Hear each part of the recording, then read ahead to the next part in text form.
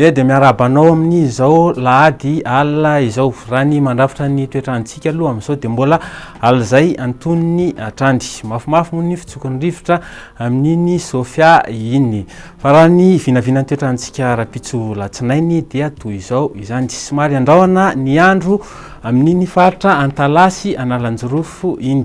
ny amin'ny ilany atsinanana voatany sy amin'iny atsimo atsinanany nosy moa dia isy zavona vao maraina fa rehefa misava moa zany avy eo dia andrahona vitsy ny andro mitovy amin'iny faritra andrefan'ny nosy iny raha ny tolakandro indray dia raha avy aty andrefantsika mahita masoandro mibalika dia misaka makatia voatany moa dia fandimo raona sy ny masoandro makany Antalasy Analanjorofo ary aty Antalamo anao dia hita olana tandrifondrahona